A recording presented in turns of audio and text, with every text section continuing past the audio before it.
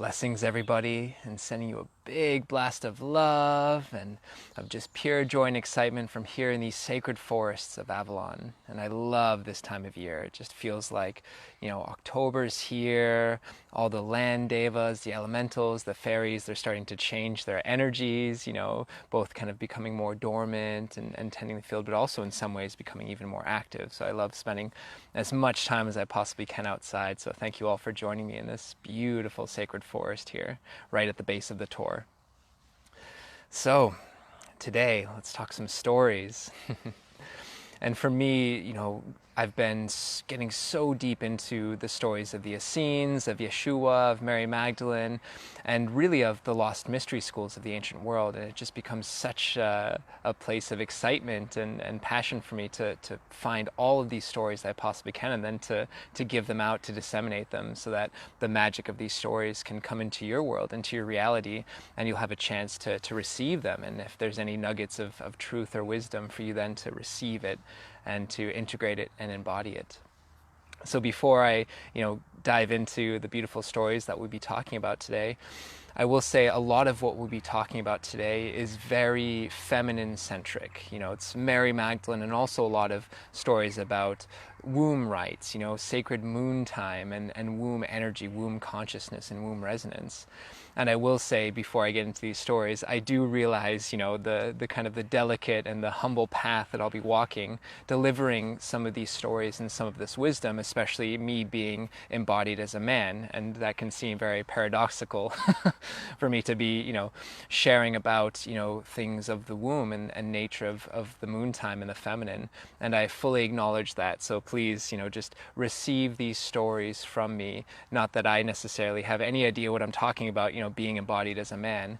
But I will say, even though I am here this incarnation as a man, most of my lifetimes that I can remember anyways were of being a woman, of actually being a temple priestess in certain capacities. So even though I am a man in this incarnation, I draw so much of my presence and so much of my kind of wisdom of my lineages coming through the feminine, and really tapping into those lifetimes that I've spent as a priestess, as a woman. So this is where I'll be speaking from, so if you could kind of maybe look past the idea that a man is delivering a lot of this really delicate knowledge, but it's really drawing up from the wellspring of my time as a priestess, where I was with you, beautiful sisters, in full resonance, in full sisterhood. So thank you for receiving that disclaimer as I get, deep into these type of feminine mysteries. And of course, no story is ever true. So when I share a lot of these things and a lot of my perspectives, please don't take it as absolute fact. Please don't take it as, this is the truth. This is the only way it can be looked at. Of course not. No story is ever true.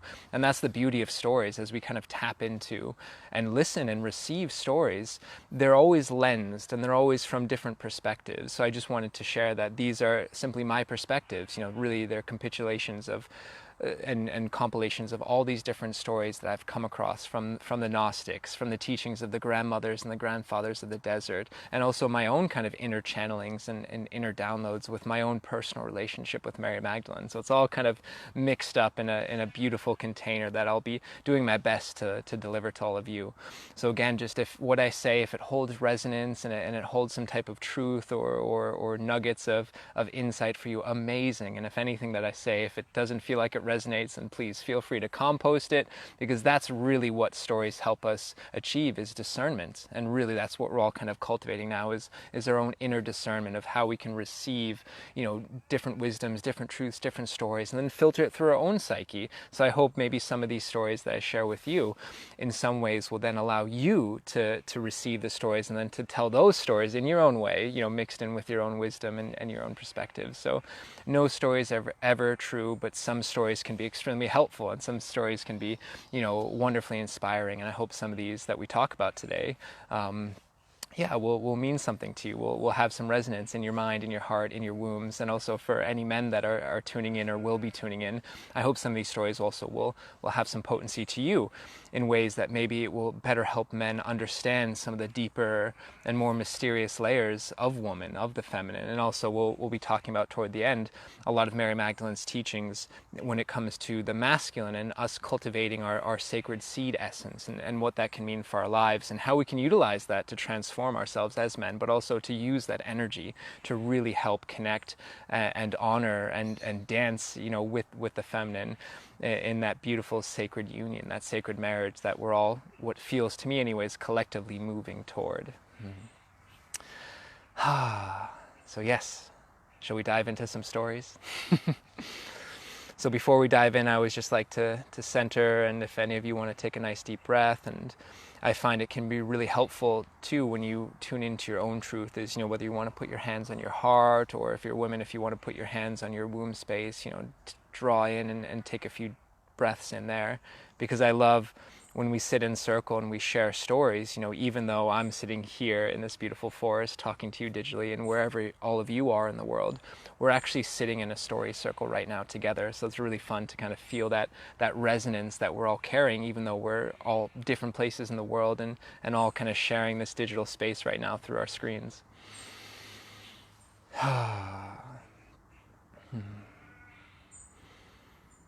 And a lot of these stories are extra potent because I just came out of co-facilitating and guiding a beautiful women's retreat here in Avalon, and it was 14 women coming together and getting to dive into the natures and the mysteries of both what the feminine is, but also the power and the potency of this land here in Avalon, which has such powerful and potent links to Mary Magdalene, to the Essenes, to Jesus, or Yeshua as his name was. And so a lot of these stories, I had the chance to share with some women during this retreat, and I still feel the kind of the potency and the magic of these stories being told then. And that's one of the reasons why I wanted to come on here now and share some of them, because the wisdom and the magic seems to certainly still be there.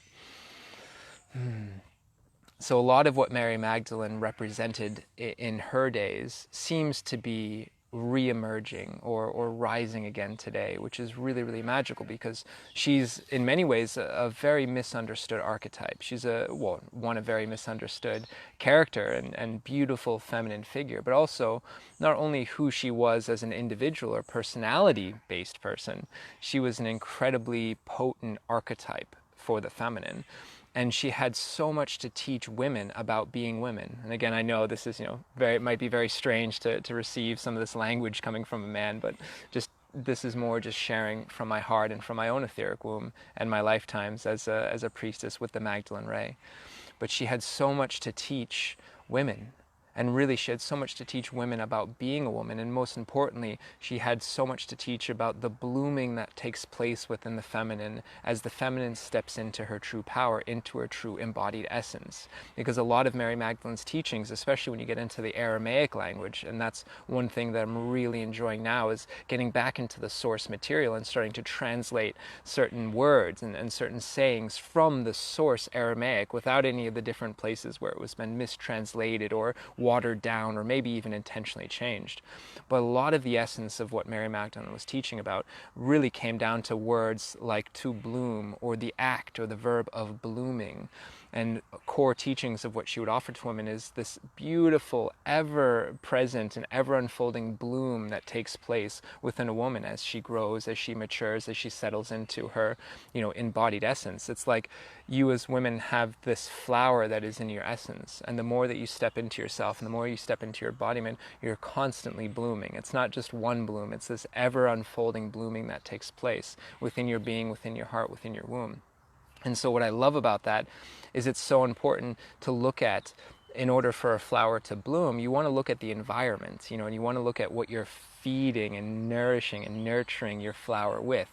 And a big part of this, in order for a flower to achieve a healthy life cycle, and in order for a flower to achieve a healthy bloom cycle, really starts, very early on, from the youngest aspect of that life cycle, or for a woman when a woman is very young. How do you teach her the ways of being a woman? And a lot of my work, I teach and I hold space and work with the masculine and men. But that really came about as an inspiration from when I would read the teachings of Mary Magdalene and the way she would work with young women. So one of the things Mary Magdalene would do for young women, or at least, should I say, how the Essenes, the group of people that Mary Magdalene and Yeshua came out of, they would have these rites of passage. And I think that's one of the saddest things that has slowly dissolved and basically been lost in Western societies is the idea of rites of passage, both rites of passage for men, but also rites of passage for women. And so the way the Essenes would do it is when a young woman would come of age and she would have her first bleed, her first moon time, her first menstruation, all the women of the village would get together. We're talking the maidens, the mothers, the crones, and they would bring this young woman out into the wilderness, out into the woods, and they would spend, anywhere from a few days to a week being with that woman, teaching her, that young girl, teaching her what it means to be a woman in her own embodied presence, in her own sovereignty, but also what it means to be a woman in the community, and really what it means to be a woman in terms of the great cosmos, the great mother. How do you fit in as a woman into the great cycles of life? And this would take place when a woman would go through her first bleed. This was, the rites of passage into womanhood. And what a beautiful ritual and ceremony that must have been, where I can only imagine what it's like for a woman to receive her first bleed. But I'm sure it's a very confusing time when you're starting to feel and experience your bodies in incredibly new ways. And so I think from what I've heard and seen, that it's a very isolated experience for a lot of women coming up in Western societies now when they get their first bleed. And in some ways it feels like it's even almost ridiculed or considered dirty or considered impure or unclean, all these things that we have these aversions and resistances to menstruation and to a woman's moon time, especially not only just men. We have no idea what's going on there and we're very resistant to it. But I feel like even for women, it's still almost a very taboo subject, and a subject that can be very triggering and very uneasy. So imagine you're coming up in this beautiful Essene community and you get your first bleed, and not only was it accepted, but it was celebrated as such a beautiful and important rites of passage and a mark into you stepping into your womanhood. And so all the women from the village would then take you out, and you would be told and you would be taught and you would share in the celebration of what it means to be a woman. And all the women would share their stories of their journey, what womanhood means to them, their process going through. So by the end of it, as a young woman, you would go through this very confusing, interesting time in your life, stepping into a greater cycle within your biological rhythms. But you'd have the whole support of the women of your community, where at this time, that's such an important time for your own feminine blooming, and especially might be one of the first major essence, blooms in a woman's life. You have this sisterhood already there, weaving its magic, weaving its wisdom, weaving its understanding of what it means to be a woman into your life. To me, that was one of the most beautiful things that I read early on in my studies into the Essenes and into the Gnostics. And funny enough, that's what inspired me in many ways to get into men's work, because I remember reading these stories of how all the women of the village would get together with this young girl and help initiate her into womanhood as this beautiful collective circle. And it just made me so sad, because I'm like, where is that for men? It certainly took place in the Essenes, and I'll do another live video speaking specifically about the rites of passage for men, as the Essenes taught it.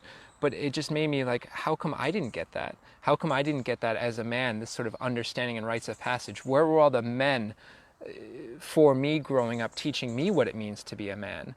And so when I'd read these beautiful stories of Mary Magdalene and the way that the women of the village of the Essenes would come together and teach and inspire and help weave in the understanding of true womanhood to women at a very young age, I wanted to bring that back for men. And I wanted to bring it back the best way I knew how, by going through these trials and tribulations and shadow work and purging, and be able to offer some semblance of a spiritual rite of passage for men. So I was really grateful that early on I was able to be inspired to do this work with men by reading these stories of Mary Magdalene and of the women of the Essenes, who were truly incredible, truly amazing women.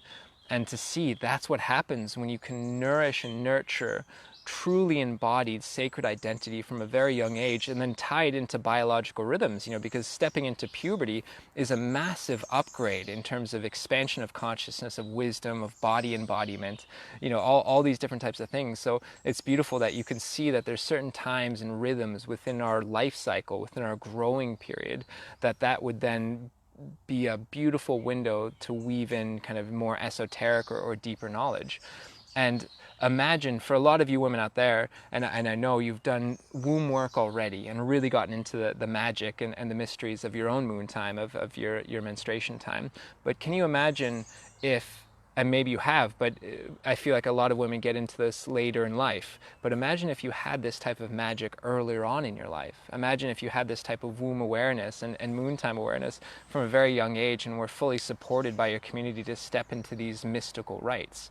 Because again, humbly spoken as a man, but I will, from what I felt, my own lifetimes as a woman, but really connecting with women this lifetime, your moon time is such a sacred part, such a mystical and magical time in your cycle, where you can really drop into the greater mysteries of who you are as a woman in these deeper rhythms. And imagine more and more women coming into this awareness of the magic inherent in their body and the wisdom in their body, and how potent of a gateway this is for your own expansion and your own blooming. We're speaking of the bloom and the flower, how this can really affect a culture and a society if more and more young women step into this type of understanding from a very early age.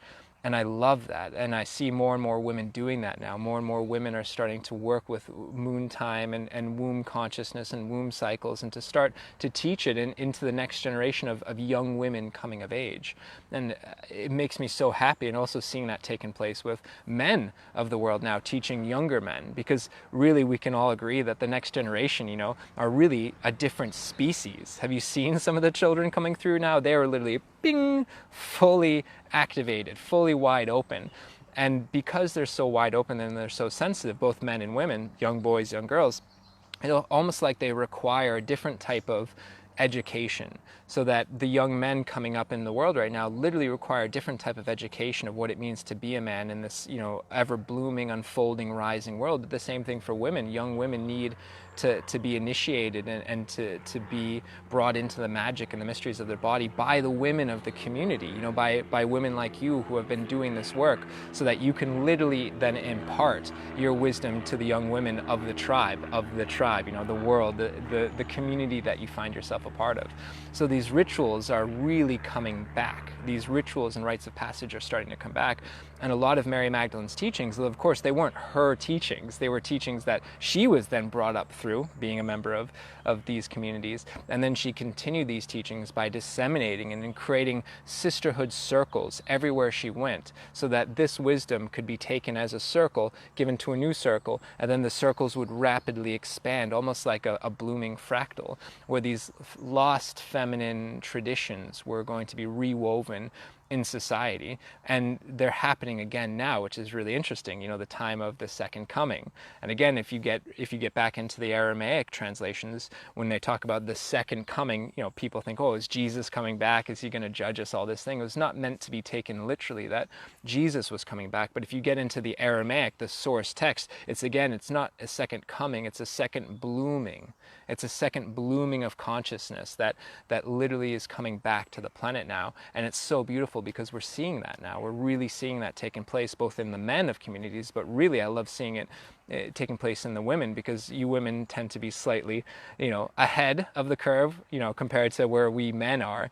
But a lot of this information is coming back, and the sisterhood circles that are blooming on the planet now are really holding this. So thank you, beautiful sisters, for helping step up and initiate young women coming into their bodies and coming into their mysteries, and especially coming into their first bleed in their moon time. Because if these young women start with this type of relationship to their body, imagine where that's going to go, considering so many women come into a very kind of fractured relationship with their body, and especially with their moon time, when this society still tends to be very adverse and resistant to, what the moon time really can mean for a woman. When women have this embodiment, like what a difference that would make from such an early age. And this ties in directly to also the teachings of Mary Magdalene when it comes to womb consciousness and womb essence. And yeah, for me, I think one of the most terrifying things as a man is to be in the presence of a group of truly embodied women. It's terrifying, absolutely terrifying. And I mean that in the best possible way. What I'm trying to convey by saying that is there seems to be a force that is very present in the field when lots of really embodied, really activated women gather, especially when they intentionally gather. It's like this energy that comes out. And what Mary Magdalene would teach about, and what a lot of her scriptures would say, of course they weren't her scriptures, they were written down, long after her existence, but what the Gnostics would say and what the grandmothers and the grandfathers of the desert would say is that there's a special place inside a woman's body called a womb. Yeah, I know, it's very obvious. And they would talk about that the womb in many ways was like a musical instrument. And I know that's a very simplistic way, and please don't take offense to me saying that, but it's like the womb is this resonating chamber within your body. And when women get together, especially women that have done the work to purify themselves and to step into their full embodied essence, what happens is there's a certain resonance, almost like a frequency that then starts to vibrate between all these different women's wombs. And it would create this like pulsing, magnetic, resonant field. That's why when women would get together, especially when it was conscious and intentionalized and for a reason, there are far few, there's not many more powerful forces than when women gather and their wombs are fully aligned. And I've experienced that many times as a man, and I think a lot of people have experienced it, even women. Like when you're around really powerful women who are united on a mission, the strength and the resonance that comes from the womb, whew, powerful, potent, what a force to be experienced and what a force to be felt. And so what Mary Magdalene would teach, and again, these teachings came to her when she would travel the world to the different mystery schools. And it's one of the lesser known things about the Essenes and the other mystery schools, including Mary Magdalene and Yeshua, is that during their time, as they would go through their activations on this planet, during their incarnation, during their life, they would be traveling to the different mystery schools around the planet, learning the wisdoms, learning the teachings. And one of the places that Mary Magdalene came during her life was Avalon, was Glastonbury. Currently Glastonbury used to be a beautiful mystery school called Avalon. And this was the place where the Druids were. And a lot of you have heard of the Druids. And there's most of the common kind of perception of the Druids is that it was a male-based organization, which in a later stage, yes, it was male, I don't want to say dominated is the right word, but male-centric. But the original Druids were actually female. The original Druids were actually matriarchal. And I don't mean matriarchal as in the Druid women held men down and like men are our slaves or anything like that, but the highest positions of power in the Druids were the women, because the women know, and also the men knew, when it came to Gaian wisdom or planetary consciousness, women, by your very nature and your connection to the rhythms and the cycles of nature, were far better conduits for the magic of the earth to flow through you. So the original Druids, the highest positions of power for the Druids, were actually women, and it was the men that protected them. It was the men that understood this, and it was the men that protected them and allowed them to do the work that they needed to do with the planet. And a lot of Mary Magdalene's teachings about the womb came both from her time with the Hathor schools in Egypt, and maybe I'll do a live video specifically on Mary Magdalene and the Hathor, because most people think and associate Mary Magdalene with the Isis schools, which is true, she did connect with the Isis schools, but really she was primarily of the Hathor school, and this was a mistranslation of Aramaic a long time ago, but we'll go into that another time. But so she would learn a little bit about this from the Hathor schools, but really a lot of her womb wisdom and her womb connection came from her learning from the female Druids, the high priestesses of the Druids. And so the way the Druids would share this type of womb wisdom, or why womb space was so powerful in connecting with the planet, is because maybe some of you have heard something called the Schumann resonance, or the different resonating frequencies that are contained within the planet, within Mother Earth, within Gaia. And so there's the Schumann resonance, and there's also a few different other resonances that can be, quantifiably measured by science now. And what these essentially are heartbeats of the planet. And these heartbeats, if you want to look at them as frequency and vibration, could also be seen as music. So what the Druids used to teach to women is that the planet has this beautiful music. The planet is always playing this music, always playing this like beautiful, almost completely subtle, magnetic, vibratory, oscillating music that is constantly being generated from within the planet. And this music, this frequency, this vibration directly vibrates within the womb space of a woman. So the Druids would bring women up in many ways to teach women how to tune your womb as the instrument it is, how to tune this instrument of your womb to the planetary womb, to the planetary music, so that you would learn in essence how to vibrate in complete harmony with the Gaian consciousness. And when women would be able to learn how to tune their womb space into the frequencies and the Gaian consciousness of the planet, you would literally be able to create miracles, healings, all sorts of incredible things, because you literally would be vibrating with the power of Mother Gaia herself. And so a lot of the teachings that Mary Magdalene would give about the womb space is literally how to tune your womb space into the Gaian frequencies, and not just tune it in your own sovereign way with Gaian frequencies, but how to do that collectively as a group of women, and then do that with the Gaian frequencies too. So a lot of you have heard of ley lines, energy lines or grid lines around the planet. So maybe some of you are familiar with meridian lines, so the principle of like acupuncture. So we have these different nodal points, vortexes, chakras in our body, and these different energy points are then connected by lines, almost like highways that the energy travels between these chakra points in our planet. So there's ley lines of the planet, but there's also something that Mary Magdalene and a lot of the ancient feminine mystery schools used to talk about, the sound lines or the song lines of the planet. And these were much more of a feminine principle. Ley lines tend to be more masculine, structure, But the song lines tend to be more fluid, much more of a feminine nature. And so what Mary Magdalene was brought into in her traditions, and what a lot of the feminine mystery schools used to do, is they would teach women how to come together at very key points around the planet, whether they were actually important chakra points, vortex points, whatever you want to call them, energy hot spots, or also the connections between them two. Women would get together and learn how to sing these soul songs, learn how to dance and sing these beautiful songs that would help activate these song lines, and not just do it through their voice and through vocal resonance, but also to play the music of their wombs.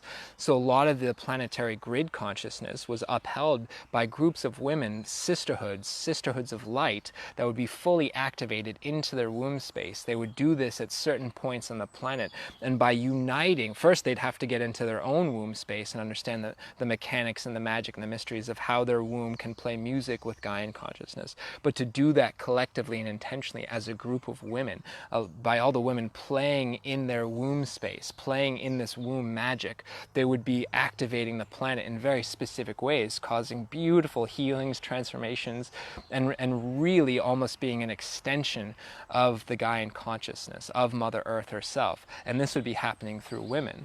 And there was even scriptures and quotes in the original Aramaic specifically about this that were unfortunately mistranslated in the Bible.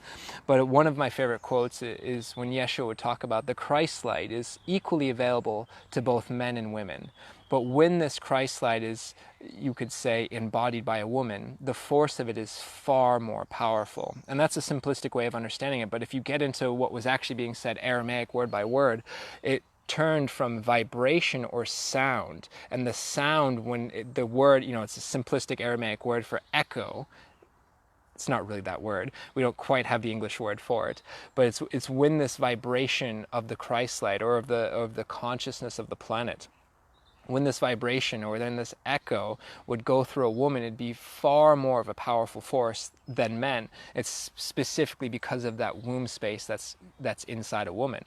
And of course, men also have etheric wombs, just as you women also have etheric lingams. But there's actually a physical space that is the womb within a woman that the biological male being does not have. And that's what they were talking about by the vibration and the echo and the resonance that would take place when women would learn how to connect to this Christ of the Sophian consciousness, or the resonation of the idea of the sound of the planet coming through the feminine body.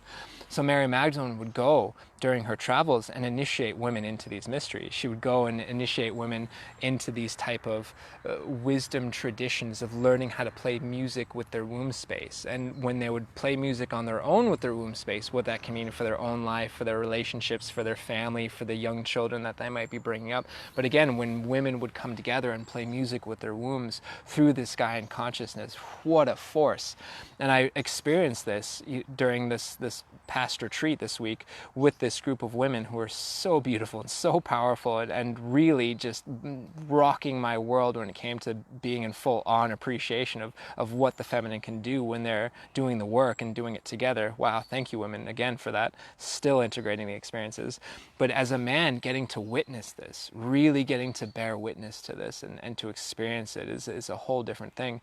And I really feel like when women start to step into more of this empowered state of their womb resonance, when women step into this understanding of how to create womb music as you sync it up and create that resonance with the Gaian consciousness, when that then also gets disseminated in the presence of the masculine to men who are ready to receive this type of thing, it literally can be completely transformative for the masculine, because it helps reattune the masculine's song or the masculine's vibration, because we're getting the full direct Gaian consciousness going through the feminine, then toward the masculine.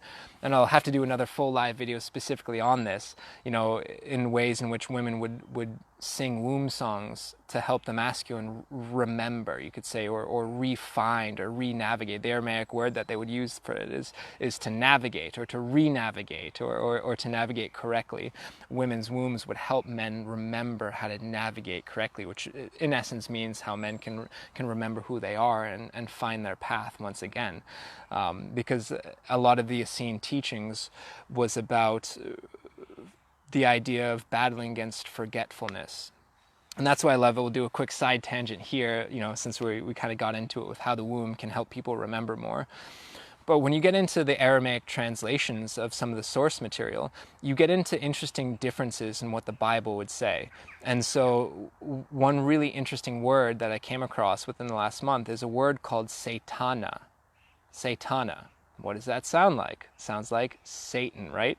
Okay, so what Satana means, or translates as, is literally the force that causes us to forget, or the gravity of forgetfulness. So their idea of evil really was this idea of Satana. Not that it's this like red lizard man living in hellfire looking to punish us. Their closest idea of like evil was an idea of Satana, which is forgetfulness. And so when they would use that word, it's not so much that you'd be identifying forgetfulness, but you'd be identifying a space of where possible remembrance could take place. So in the Essene community, they would always be teaching the idea of we're just differentiated by our level of remembering or remembrance, or a level of forgetfulness. And when we can see certain forgetfulness in other people, it's our inherent responsibility to help people remember again, to remember their true essence. And I see this happening a lot with groups of women who are fully embodied and fully in their power, and especially when it comes to helping other women remember, but also helping men remember. There's the beautiful essence that comes in and helps dissolve or alleviate what the Aramaic word Satana, forgetfulness, and it helps call men back into their inner memories when we see women stepping up into their full power. So I wanted to share that because I often get a lot of questions from women asking, what can they do to help men, on our path? And I would say, don't do anything to us directly or for us directly, because that just perpetuates being a mother for us, and that's not going to help anyone. What I say is, work on yourself, embody your love, embody your remembrance, embody your resonance. And when you step into your full resonance as a woman, it literally, that carries some of the most powerful energy to help us as men transform and heal, because we see it, we receive it, we perceive it. So I find it's most important for women not to think, what can you do for men, or what are you going to do to help men wake up, as if you could do anything. Again, that's coming from the mother wound aspect. The shadow side of wanting to help men is literally trying to mother them, which in the end, no matter how many good intentions you put with it, doesn't help anyone. So stop trying to mother us, even if you think you can save us and help us or fix us. I love it. Thank you for your good wishes and intention, but just know you're actually in the shadow side of being the mother, and that just perpetuates the problem. Side tangent, bringing it back. Really getting back into the idea of women standing in their power, helping us remember. So thank you, women, for stepping into your power. And a lot of the retreat that I was just on, there was a lot of dancing, and there's something truly magical that happens when women dance together, I must say. It's a force. And I'll never forget, there was one festival I went to, and it was a co-ed dance floor, but there was a song that came on. I can't remember what it was, but it was like all the women just like came out because it was a song that just every woman loved. And all the women came out onto the dance floor, and it was amazing. It was like they were dancing in full unity, full synchronous unity. And while that was happening, ooh, it like all the men, we just like stepped back. Like we couldn't even be on the dance floor. It was amazing to watch. It was like a wave that like men, it wasn't that like women were like, get out of here, get lost, it's our time to dance. It was just, you were in your full embodied presence, and the masculine literally just moved back in full honoring of that. And we probably didn't even know what was happening. We just knew we had to move back and receive that. And I got to experience a lot of that during this retreat again, being in the presence of women who were dancing together. Really, really, really, really, really, really powerful. And a lot of Mary Magdalene's teaching with women came from dance or movement or embodied conscious movement. And again, tying back into the fact that Mary Magdalene traveled to different mystery schools, Mary Magdalene spent a lot of time at the tantric mystery schools in India. And that's one of the places where a lot of her association with sexuality came from. But again, it's a very simplistic understanding. And when we see, or at least when I see, a lot of Magdalene teachings that women are bringing through specifically about sacred sexuality, yes, certainly that was part of Mary Magdalene's teaching, but it's a very misunderstood area of the difference between sexuality versus sensuality. It's very, very different things, and maybe I'll do a live video specifically on the difference between the two. But a lot of her sensuality teachings and her embodied dance teachings came from her time in India with the tantric mystery schools, and also her time in Egypt, both with Isis, but also primarily with the Hathor schools. So she would teach, or she was initiated very much in the dance, and she would initiate women through this idea of sacred dance. So a lot of you might understand a concept called the mudra, sacred shapes, you could say, or geometries with the hand that convey consciousness or consciousness affecting qualities depending on what move or position you put your hands in. So she learned a lot about this both in the tantric schools of India, but also in Egypt. But she would understand, as women who would be initiated through some of these schools, that just as there are mudras with the hand, depending on the positions that you put your hands in, the same thing would happen on a greater level depending on the positions that you would put your body in.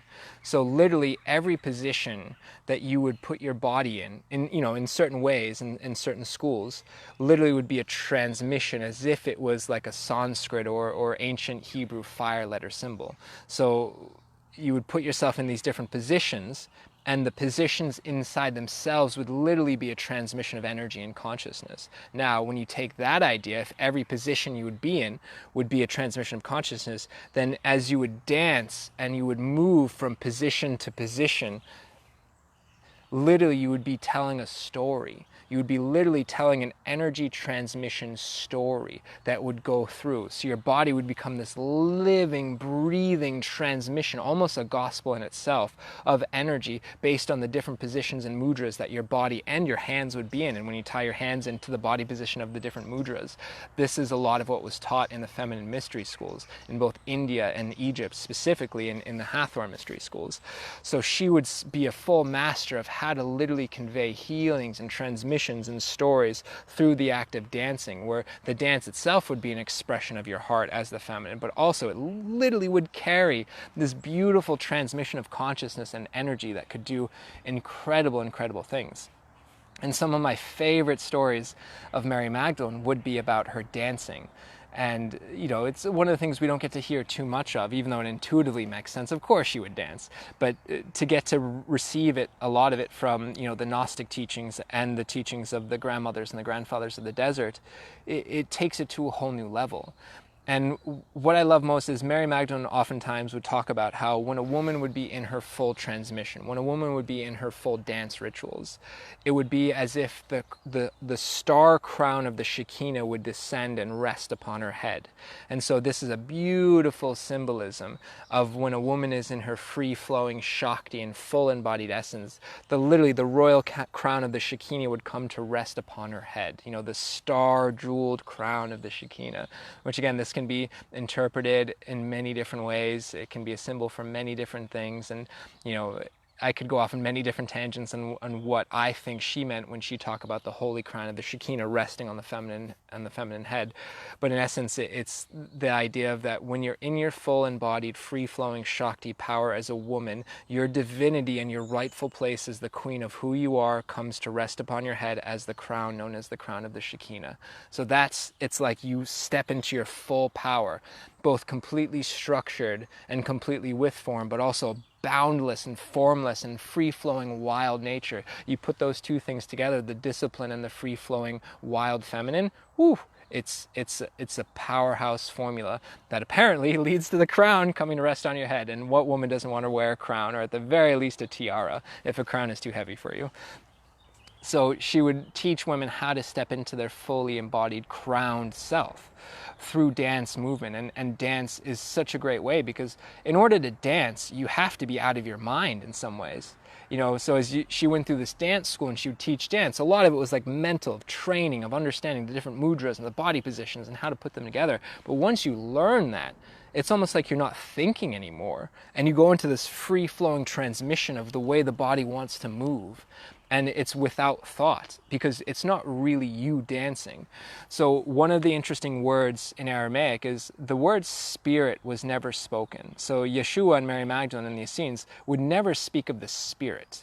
That was a word that later came from Greek and Latin transmissions. But the word that it was all translated kind of not correctly came from rukma.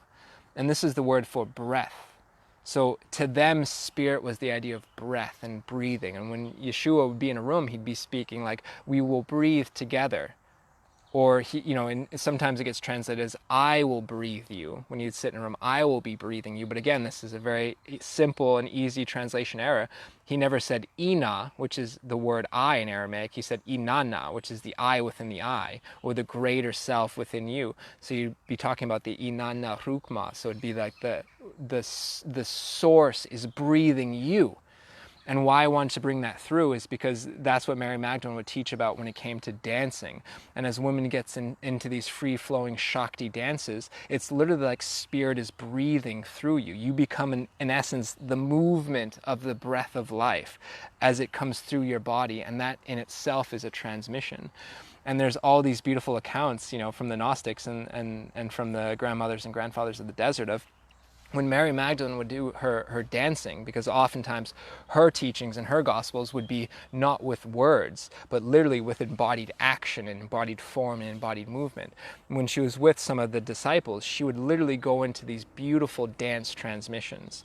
And what I love about it is they talk about how when Mary Magdalene wanted to just dance by herself, when she wanted everyone to witness her dance, no one could move. So just kind of imagine you're sitting in this group of the innermost disciples, and Mary Magdalene is before you. And you're so excited, you're so nervous, you're so ready to receive her wisdom. And as she starts moving, if she's in the space where she just wants to move and to be witnessed, whether you like it or not, you're going to sit there completely transfixed by her movement. You literally are just there receiving, even if you want to move. Her ability to literally enthrall and enrapture an audience through her dance becomes irresistible. So she would dance, and literally all of the disciples would sit there completely transfixed, witnessing and receiving from her dance and her magic of the dance. And they would talk about all sorts of things would happen when that would take place. All sorts of demons would be cast out, spontaneous healings, divine revelatory experiences would happen when people would just receive and witness and be present in the room where she was dancing.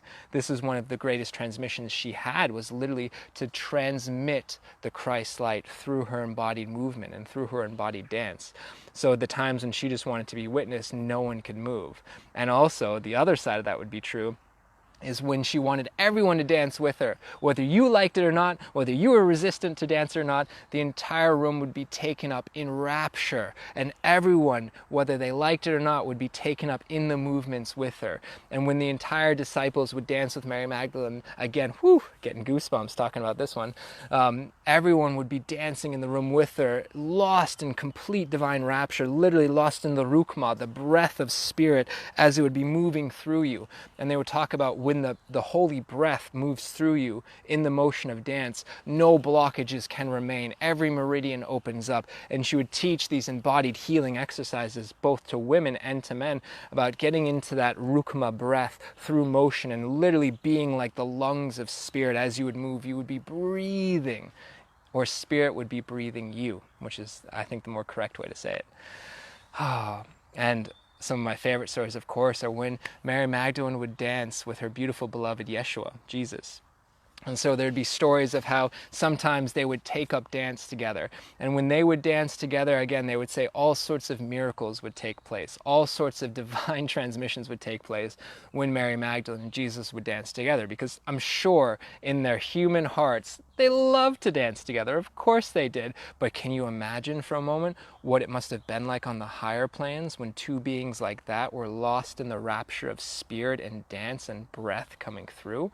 What that must have been doing on higher planes, what that must have been doing energetically. Literally, you'd probably be feeling the electricity in the room zapping you, witnessing them dance, especially because Yeshua was also trained in the tantric and the Egyptian arts of dance. So they could literally weave stories together with the mudras, with their body positions, and they could be, in essence, a living gospel coming true just through their movements without any need for words. Still makes me smile. Sometimes I cry when I think about that. And then there would be stories also of how Yeshua would literally sit in the middle of the room just abiding in prayer and abiding in meditation, and Mary Magdalene would literally dance around him. And as Yeshua would be there emanating his Christ light, Mary Magdalene would be dancing in a circle around him, extending his light out to every corner of the planet and to every part of the universe. So she'd be dancing this beautiful vortex energy and taking up, and literally as the holy Shekinah would rest on her head, or the stellarum, which again, stellarum can be translated as the space in which starlight shines, Mary Magdalene would be fully in her enraptured womb presence, being a conduit in which the light of Yeshua could be extended out to every place on the planet. And she would do this through her body motion. She would do this through her dancing. She would be creating this beautiful web of vortex light extending his presence out. And what a pair they were. What a magical transmission they must have had together when they would do these types of ritual, and they would do these types of beautiful dance rituals together. And again, Mary Magdalene would be teaching women about this. You know, she'd be initiating women through these sacred dance arts and through these sacred rituals of embodied presence and embodied dance. And I know this is rocking my world as a man, because for a long time, and still in some ways, I have a lot of blockages in my hips. And so as I get more into my hips, and I think it's also very uncomfortable as a man to get into my hips, you know, it's just like, and now it's like Shakira is my role model. I'm trying to make these hips not lie anymore, get into it and open it up. And I can feel what Mary Magdalene was talking about as the body learns to remove the blocks that impede its ability to move freely in the way that the breath of spirit wants us to move. As my hips start to open up, all these types of like emotional blocks and traumas and energies are being like released from my whole being. And I get to experience firsthand what she was talking about, you know, when these blocks within the body so we can dance are removed and cleared. Because if we're unable to dance, it's such a good place to start for our spiritual understandings and our spiritual revelations, where we don't have to go this or that, just how's our body feeling? Can we dance? And if we can't dance, what's going on in our body? And so this is such a great practical place to start, because sometimes just getting into your body, getting into the places where our energy is stuck or blocked or we're in pain, and starting to work on those areas, sometimes that can be 9 out of the 10 steps to reaching enlightenment. You know, it can be as simple as just getting into our body and making sure our body flows and can play and can be free. And those blocks in our body usually have everything to do with the mental and the spirit body, but sometimes just dealing with them on a physical level can heal them on the mental or spiritual level. So we don't even have to go into deep trauma release or deep shadow work if we simply free our bodies. Sometimes, you know, seek the kingdom first and the rest will follow. Sometimes just seek, for me anyways, open the hips, and a lot will be done just by doing that. So that's some of transmissions when it came to Mary Magdalene and dance. And, it's a big, big, big, big topic to talk about, sacred dance movement and the Magdalene consciousness. And maybe I'll do another specific live video just on that, and also opening up for questions on that too. And then that brings us into, I think, the last part that I want to bring through today is some Magdalene teachings for men. And so, again, Mary Magdalene, mostly associated with the feminine, but she also did minister and teach men. And that's not so known about. But the difference is she was very discerning about the men that she worked with. So it's kind of like our dear brother Jesus, Yeshua. He is available to anyone. And Mary Magdalene is slightly more discerning, especially when it comes to men, where, most men were very threatened by her, and they still are threatened by her. Like, it's just up until recently that we've even, identified her as a saint and honored her as somewhat of the magical being that she is. So she was very picky. You could say, really, she was very discerning about when she would work with men. And it was the men that were ready to receive her. They talked about the masculine being ready to receive Our Lady into the heart. And so when a man was sufficiently prepared or open enough to receive the wisdom teachings of Mary Magdalene, that's when she would work with the masculine. That's when she would work with the man. Because so much of her teachings, in some ways, short circuits the male ego, and when the male ego gets threatened or hurt, nothing good comes from that. So she was very discerning about how she'd work with the masculine, because just in her very nature she was already super triggering to men of the world, and it's funny, she still is to this day, which to me just means that's why she's so potent, because her ability to cut through the male ego and the male psyche is still to this day that good, where men still have difficulties in receiving her truth and her wisdom. But one of the things that I loved most about Mary Magdalene's teachings for men, and as we shared at the beginning of this video, I talked a lot about Mary Magdalene's teachings for young women as they would have their first bleed in their first moon time, and what that would look like for the feminine to teach women about that.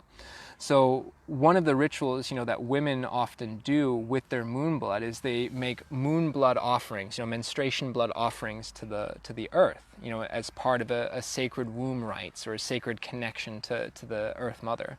And one of the lost traditions of the Essenes when it came to men having an understanding and a relationship to their sacred seed essence, to their semen, to the seminal fluid, is that, one, men don't even realize what it is. They don't realize how important, our seed essence truly is. And when we start to have a relationship to our seed essence, what that can do for our consciousness. So she would teach and initiate men into understanding more about the sacred essence of their seed, how it can be cultivated, that essence can be cultivated and refined, and how that refined, cultivated essence can literally be used and utilized to expand consciousness within the masculine. And so she would bring men through different rites of passage of getting into their sexuality. And one of the core shadows within the masculine is the shadow of sexuality and all the things that get tied into it, from shame to guilt to unprocessed or unrefined energy that then gets either spent or utilized or pent up. And this is all energy that can be tapped into and harnessed as a man. This is all energy that can literally be utilized as a tool to further our growth and our evolution. And so Mary Magdalene would teach a lot of these rites that came from both the ancient Indian mystery schools and the Egyptian mystery schools. And this is such a broad topic that maybe I'll do a full video specifically on this for men and also for women who are curious about it. But I think one of the ones that I recommend is if you're a man right now and you're not going through a practice of withholding your ejaculation, if you're in a process where you're still physically releasing, then there's some beautiful things you can do with your orgasm after it's released, instead of just, what do men do? It's like we put it in a tissue, in a napkin, flush it down the toilet or something like that. What a waste. I spent so much of my life doing that. But if you are still physically releasing now, you can actually use that release as an offering to the planet, especially at sacred sites. So again, just as women would use their moon blood offerings and offer back to the planet, men can actually make seed offerings. And this was one of the lost traditions and teachings of the Essenes, is teaching men how, whether to cultivate and withhold and refine their sacred seed essence, or if you, and again, there's no judgment if you want to physically release as well, then do something with it, and to do something with it in a very intentionally or ritualized way. So I see, and it's one of the things that I help teach and coach men about, is if you want to utilize, your seed, especially when you externalize it, to use it in such ritualistic ways, and to offer it in a way as an honoring, as literally an honoring to the altar, or an offering to the altar of the Earth Mother, and then also to do it with ritualized intentions, and to do it at very sacred sites or at sacred times. And it's so beautiful to see what happens when the masculine does that, because in some ways, yeah, I just saw a comment about, when women offer their blood to the earth once more, then the men will stop warring. And I believe that is a very, very important part of this. And I will say, on a side note, that's, to me, I look at the rise of the patriarchy being catalyzed by a few different key things. And I think one of the things that helped the patriarchy rise is when women stopped making ritualized moon blood offerings to the planet. And that's a very broad topic, and we go into that another time. So I agree with that in a lot of ways. And I feel there's more at play than just that, but that's a big part of it. When women stopped making those type of offerings. And I will say also, when men understand how to harness their seed essence in ways that is constructive versus destructive, and especially when we're utilizing our seed essence in ways externally, physically, constructively versus destructively. So I actually feel when both women start offering their moon blood to the planet again, and men start offering their seed essence to the planet, that's when wars will stop. And war, it's a very symbolic word, but it's more, I see the externalized, pent up, unfiltered shadow energy then gets processed and brought into a deep state of flow. Once again, as men step into their understanding of their seed essence and start offering it again to the planet.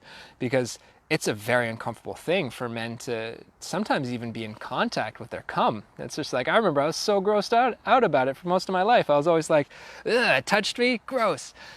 And it's ridiculous. Like, it's the most beautiful, potent, powerful essence that we have, and our bodies produce it. And we're so like, ugh, like it's hilarious to me.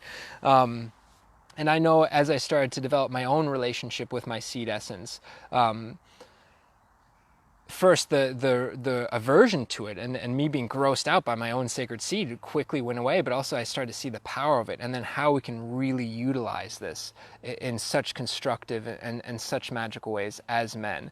And then, as a side note, I really want to do this topic specifically as a live video by itself, but the ancient Egyptians, their sex magic ritual schools used to talk about the most powerful substance on the planet is when moon blood meets semen, when those two fluids mix. And so I also see such beautiful and powerful potential for couples who are in sacred containers, relationships. And again, this is something that, again, it's no casual thing, and it should never be treated as such. But when there's a sufficient level of trust and vulnerability and strength in the container of a relationship, for men and women to do sacred sexuality rites with mixing moon blood and semen, however that looks like to you, whether it's making love or mixing it after the fact and the fluids, but to utilize that. And that's one of the big gateways that I see, is when men and women start individually working with their moon blood and their seed essence, but also doing it together. That's going to be such a powerful shift and transformation for the planet, because it literally requires so much of us to come online, and so much presence and understanding about our own bodies. Because really, isn't that what war is all about? War has nothing to do externally. War is mainly a relationship of a reflection of our relationship with ourselves and our own bodies, both women and men. So I see that changing. And so this was a big part of Mary Magdalene's teachings, embodiment, embodied essence of seeing the aspects of how we need to get into our bodies, and really into the most sacred and mystical areas of our bodies. For women, the womb space, and for men, the seed essence. And these teachings are starting to come back and starting to regather their potency once more. Well, thank you guys so much for receiving this transmission. I hope some of what was spoken about carries some resonance. And if anyone has any more questions about what I spoke, I really want to start. I'm launching a channel specifically called The Lost Teachings and the Lost Stories of the Essenes. And so I really want to start bringing a lot of these stories back, that I've found interesting, because I think they carry a lot of wisdom and necessary teachings for the collective now. So if anyone has any specific questions on what I talked about or explored today, you can leave it as a comment on this video. Or if you want me to speak about something specifically next time, leave it as a comment and I'll add it in, because these are awesome topics that you can just go off on so many tangents and it can get all over the place really quickly. But if there's specific things people want me to explore and talk about next time, I'd be so happy to do that. So thank you guys so much for tuning in, for receiving some of these transmissions, and I hope it carried some golden nuggets of insight for you. At the very least, getting to receive some of what Mary Magdalene's teachings was all about. And on top of that, also for any men who might be tuning in, I hope you learn something about the feminine as well. And I hope you women learn something about the masculine as well. And I'll do plenty more videos about the masculine for you beautiful ladies out there. So thank you. The sun is out today. What a beautiful October day. I hope everyone receives exactly what they need from the portal that is today, this moment. And I hope both all you women step into your full embodied, truest essence within your hearts, within your womb. And I hope all men stand up in their truest embodied essence in their hearts and in their seed, so that one day we can fully meet each other and also hold each other in compassionate space, because that's what's needed now. Especially you ladies, stop mothering us. Stop yelling at us. Stop being so angry at us. What we really need is love. We need you to step out of the shadow aspect of the mother and hold us in some compassionate space. Please, please, please. We so need it. Most of the time we don't know any better. Just help us. But help us by helping yourself and holding that loving field in your own field. Thank you. Love you guys. I'll talk to you soon.